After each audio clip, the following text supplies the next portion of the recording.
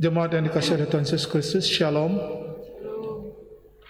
Dengan penuh sukacita dan atas rahmat dan kasih setia Tuhan dalam kehidupan kita, mari berhimpun dan memuji serta menyembah Tuhan pada saat ini, serta arahkan pikiran dan hati kita untuk menyambut kehadirannya di tengah-tengah persekutuan ini.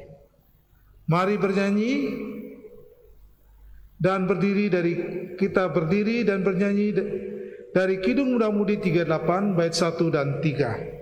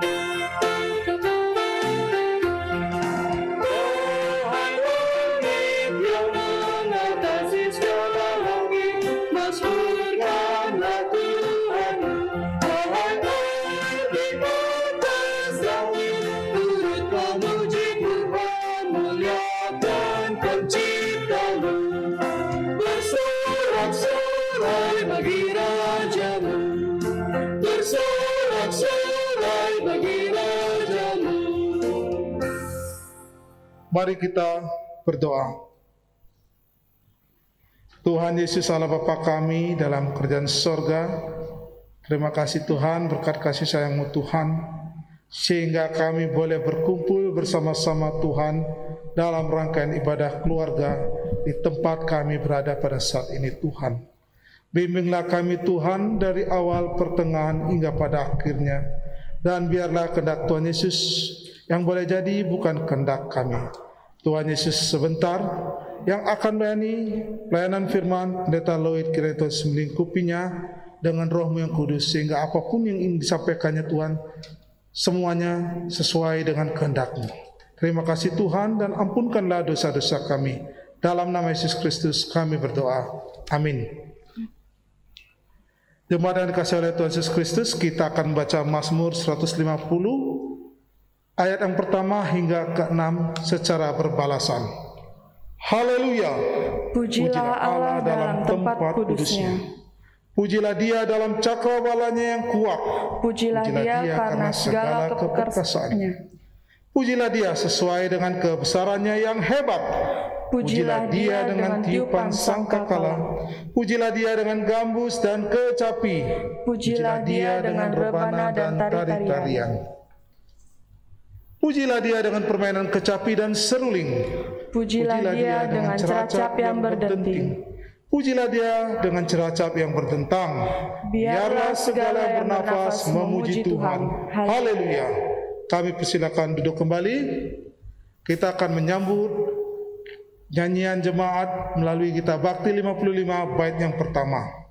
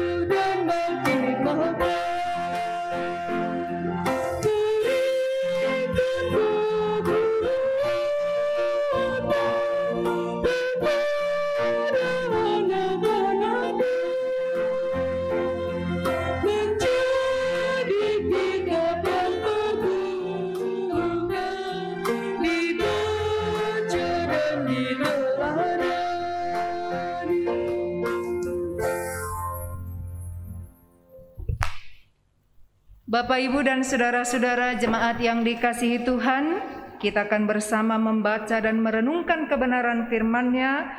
Mari kita bersama berdoa.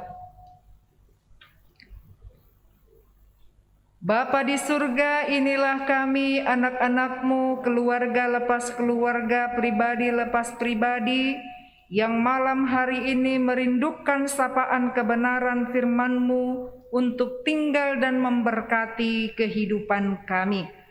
Karena itu Bapa, dalam kami membaca dan merenungkan firman-Mu saat ini, biarlah kiranya kuat kuasa Roh Kudus-Mu menolong kami semua, sehingga firman Tuhan kami pahami, kami amini, dan kami lakukan dalam kehidupan kami sehari-hari.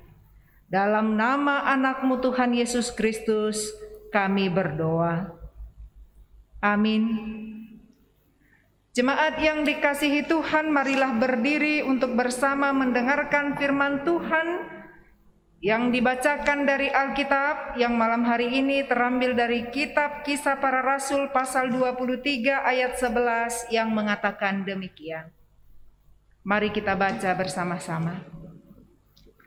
Pada malam berikutnya, Tuhan datang berdiri di sisinya dan berkata kepadanya, "Kuatkanlah hatimu, sebab sebagaimana engkau dengan berani telah bersaksi tentang aku di Yerusalem, demikian jugalah hendaknya engkau pergi bersaksi di Roma."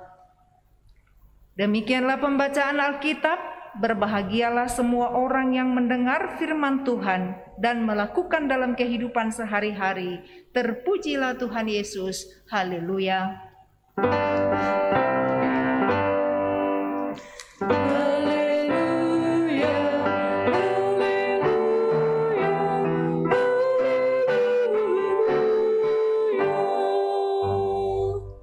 Bapak Ibu dipersilakan duduk. Ya, Bapak Ibu dan saudara-saudara yang dikasihi Tuhan, sekali waktu Rasul Paulus berkata demikian. Karena bagiku hidup adalah Kristus dan mati adalah keuntungan. Jadi bagi Rasul Paulus, hidup ya Kristus. Kalau hidup yang memberitakan Kristus. Kalaupun mati karena memberitakan Kristus itu, bagi Rasul Paulus itu adalah keuntungan. Nah, Bapak Ibu dan saudara-saudara, tentu tidak mudah memahami apa yang disampaikan Rasul Paulus ini kalau kita tidak membaca bagaimana ia hidup, bagaimana ia mengabdikan hidupnya. Sehingga kalau malam hari ini kita punya kesempatan membaca kitab Kisah Para Rasul pasal 23 ini, kita akan memahami maksud dari perkataan ini. Jadi Bapak Ibu saudara-saudara, nanti di rumah kalau kita membaca dari pasal 23, 21 sampai dengan 26, maka kita akan membaca berbagai macam pengadilan yang dihadapi Rasul Paulus karena ia memberitakan firman Tuhan. Jadi kalau kita baca situasi pengadilan ini bukan pengadilan yang aman dan menghargai hak asasi manusia, tetapi ini pengadilan yang penuh dengan kekerasan, penuh dengan ancaman. Sehingga saya ingin membacakan beberapa ayat untuk kita supaya kita memahami situasi yang dihadapi Rasul Paulus ketika itu.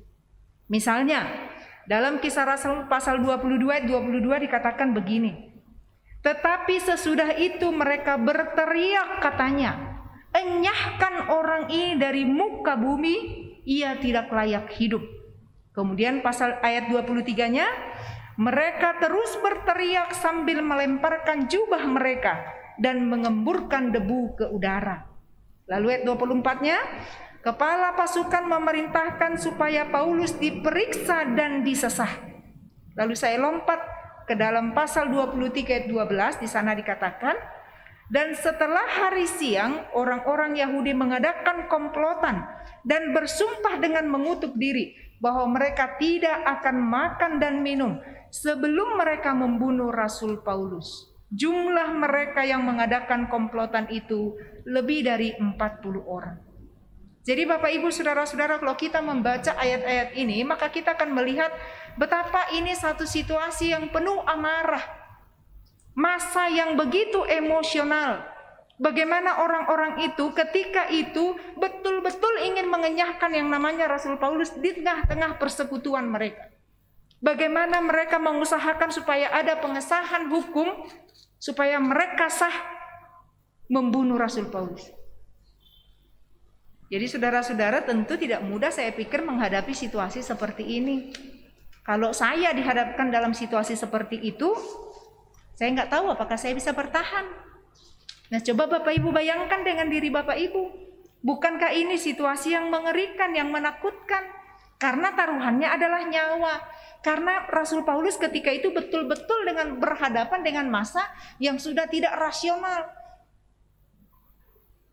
Tetapi Bapak Ibu, saudara-saudara, karena itu sangat mengherankan bagi saya bagaimana Rasul Paulus begitu tenang menghadapi situasi itu. Bahkan selalu punya pemikiran untuk memecahkan persoalan, bahkan di tengah-tengah situasi yang sangat terhimpit. Seperti yang kita baca dalam pasal 23 ini, ketika Rasul Paulus diadili oleh orang-orang Farisi dan orang-orang Saduki. Rasul Paulus menggunakan itu sebagai senjata. Kenapa? Karena dua golongan ini berbeda keyakinan dan berbeda pendapat tentang hal kebangkitan orang mati. Kalau orang Farisi mengakui ada kebangkitan orang mati, tapi orang Saduki bilang tidak ada. Sehingga ketika Rasul Paulus mengatakan saya ini golongan Farisi, seketika itu kedua kelompok ini yang tadinya mau mengadili Paulus saat itu juga pecah pendapat, pecah kongsi, sehingga pengadilan itu tidak jadi memutuskan apa-apa ketika itu. Satu pemikiran yang sangat cerdik, taktiknya luar biasa, sehingga ia boleh bebas dari pengadilan yang hari itu diusahakan untuk menghukumnya. Nah, Bapak Ibu dan saudara-saudara yang dikasihi Tuhan, lalu pertanyaannya bagi kita adalah, dari mana Rasul Paulus memiliki ketenangan, keberanian, kecerdikan yang luar biasa itu?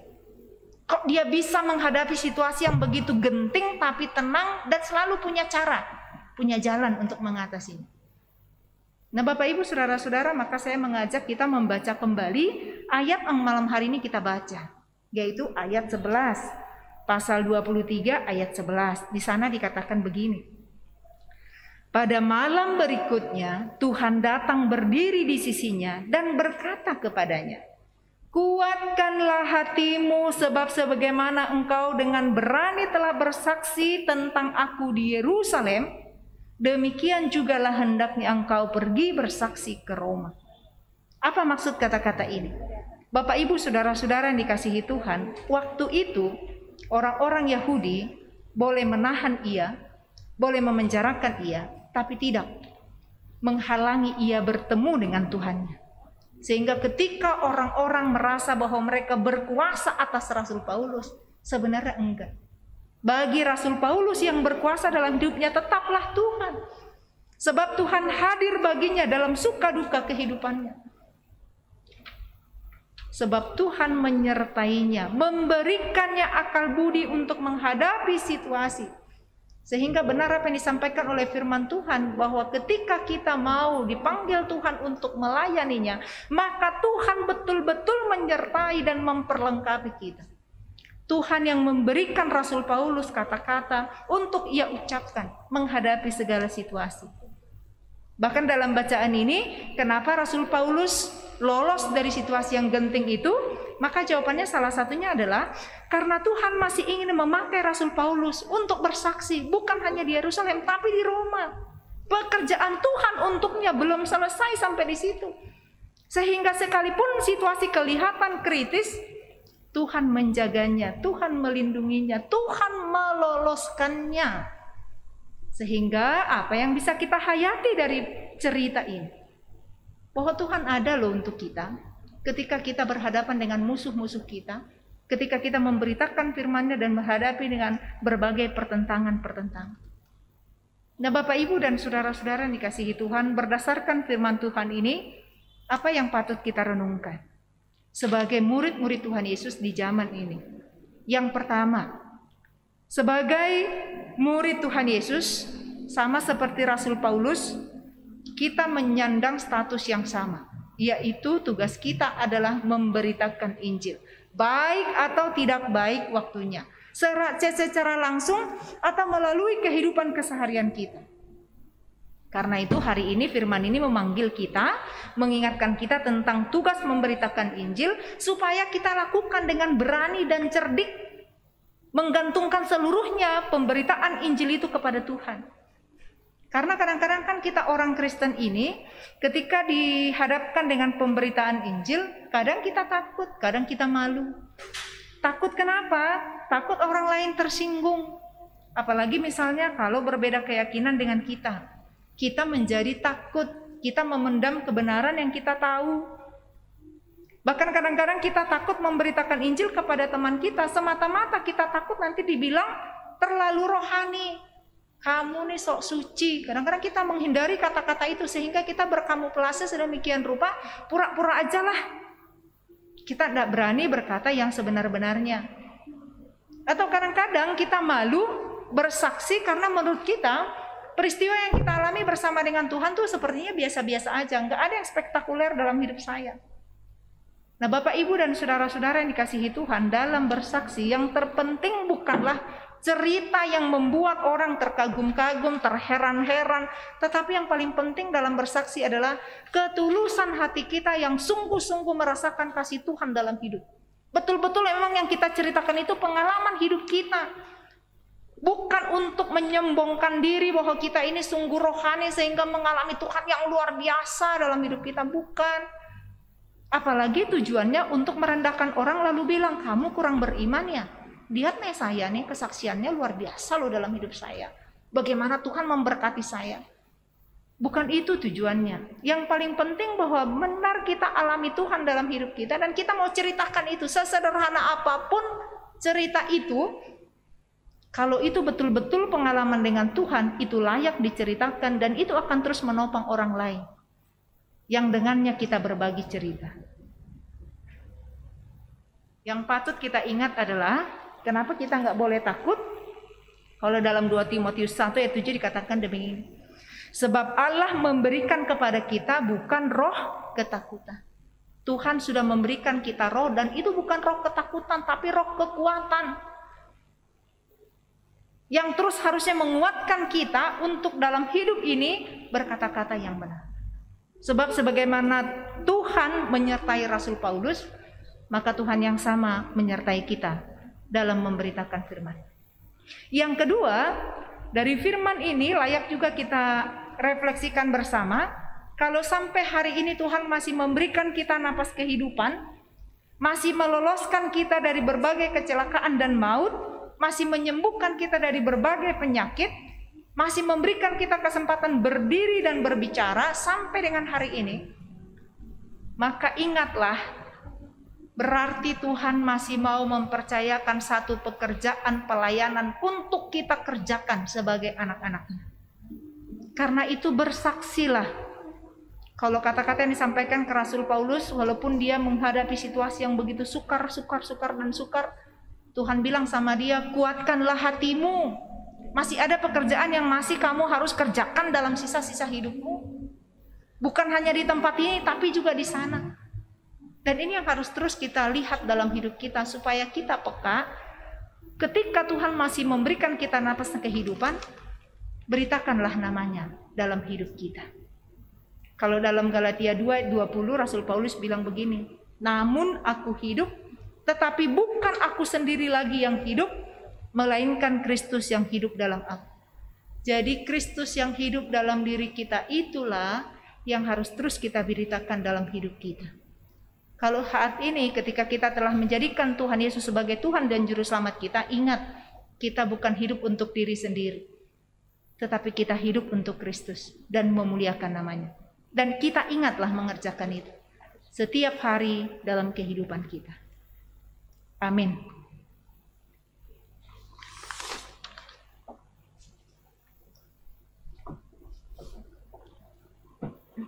Kita aminkan firman Tuhan, kita nyanyikan Kidung Jemaat 342 bait 1 dan 2.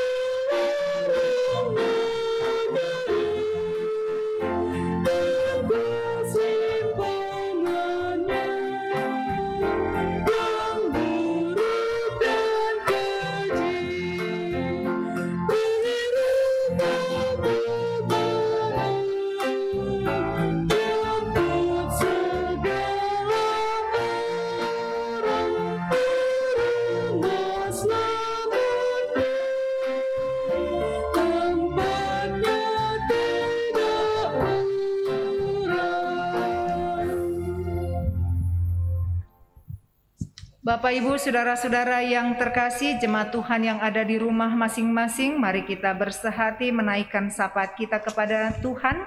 Mari kita berdoa. Bapa di dalam surga, kami sungguh mengucap syukur untuk sapaan firman Tuhan bagi kehidupan kami pada malam hari ini. Ketika Tuhan kembali mengingatkan kami, sepanjang Tuhan berikan kami nafas kehidupan, sepanjang itu juga kami harus terus menjadi saksi Kristus di tengah-tengah dunia ini. Jangan biarkan roh ketakutan membelenggu hati dan pikiran kami, sehingga kami menyimpan kebenaran, menyimpan kasih Tuhan untuk diri kami sendiri.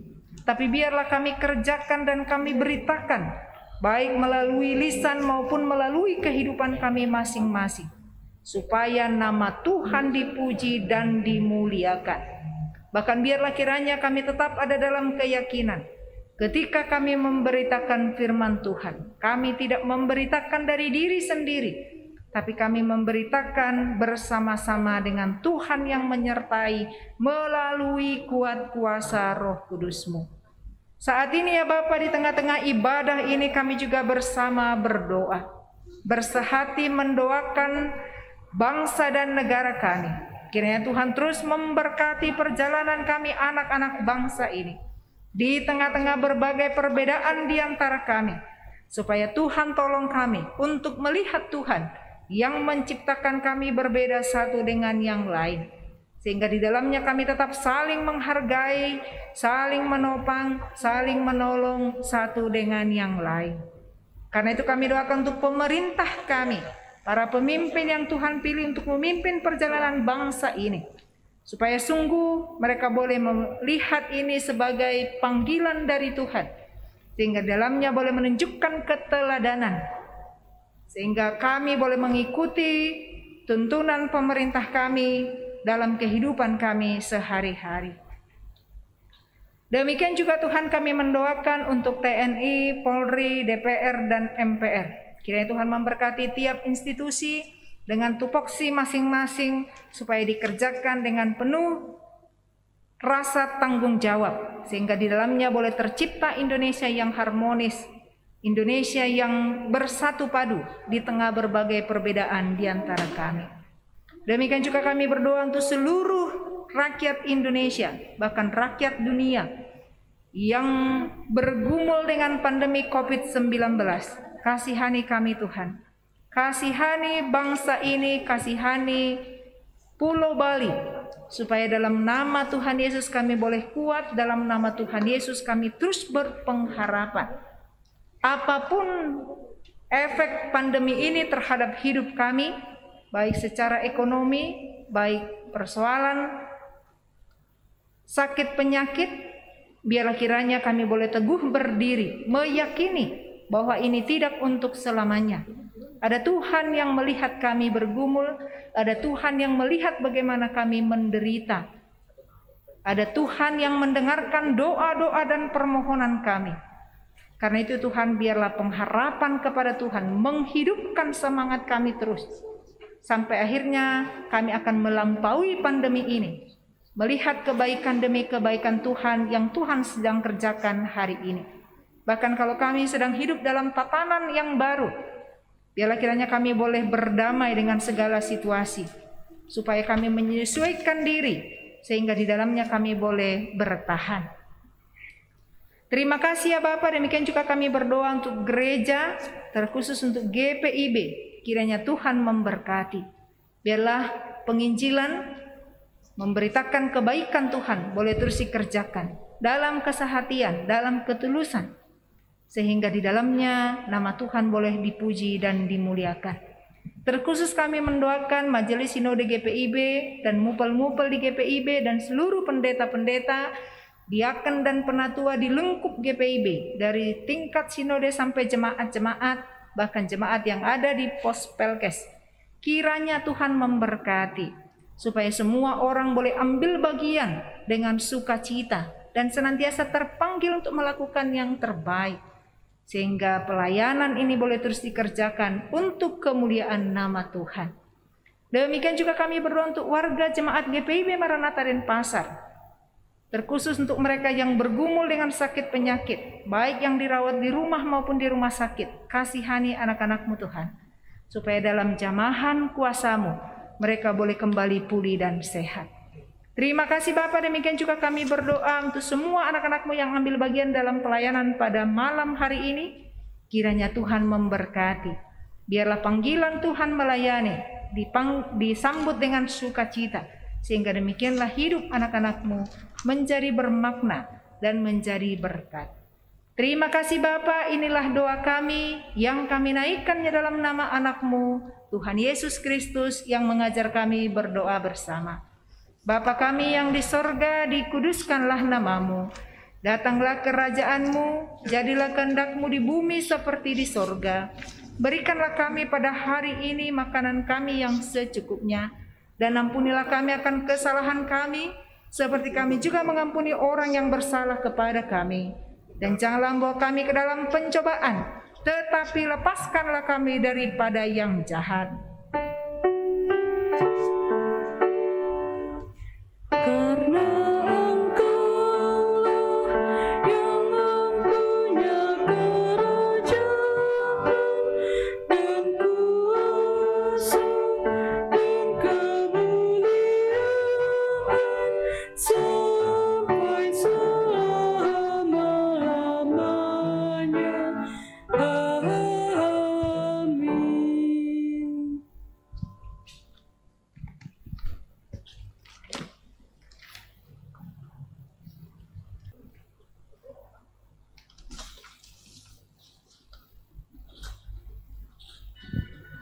Jemaat Tuhan, mari kita memberikan persembahan syukur kita dengan bernyanyi dari Kidung Muda-Mudi 2, bait yang pertama.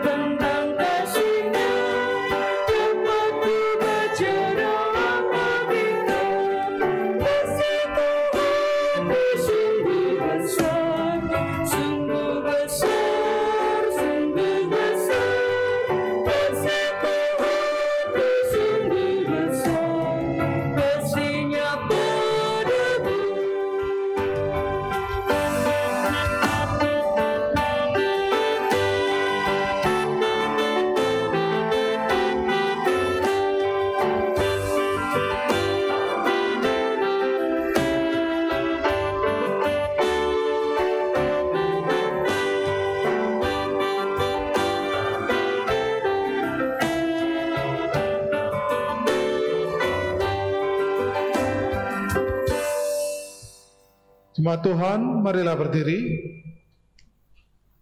Mari kita menyerahkan persembahan syukur kita kepada Tuhan dalam doa. Kita berdoa. Tuhan Yesus Allah Bapa kami, dalam kerajaan surga, puji syukur Tuhan, kami naikkan kehadirat-Mu Tuhan, di mana Tuhan kami telah mendapatkan firman-Mu Tuhan, dan Tuhan kami juga telah memberikan persembahan syukur dari hati kami yang tulus Tuhan. Kiranya Engkau berkenan apa yang telah kami berikan ini Tuhan untuk kebesaran dan kemuliaan nama-Mu di muka bumi ini. Terima kasih Tuhan Yesus, ampunkanlah dosa-dosa kami. Di dalam nama Yesus Kristus kami berdoa. Amin. Kami persilakan duduk kembali.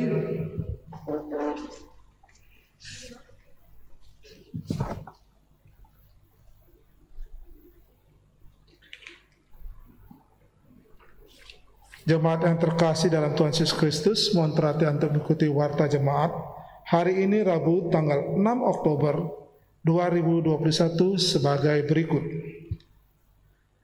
Majelis Jemaat GPIB Maranatha di Denpasar, Bali mengucapkan selamat bersekutu kepada ibu bapak jemaat yang beribadah secara daring di rumah masing-masing keluarga. Kami ucapkan selamat beribadah dalam kasih dan berkat Tuhan Yesus Kristus.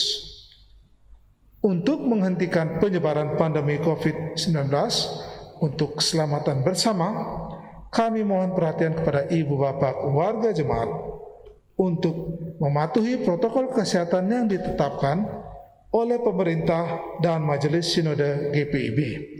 Demikian warta jemaat hari ini. Tuhan Yesus Kristus sumber hidup selalu mengasihi dan memberkati kehidupan kita bersama. Terima kasih.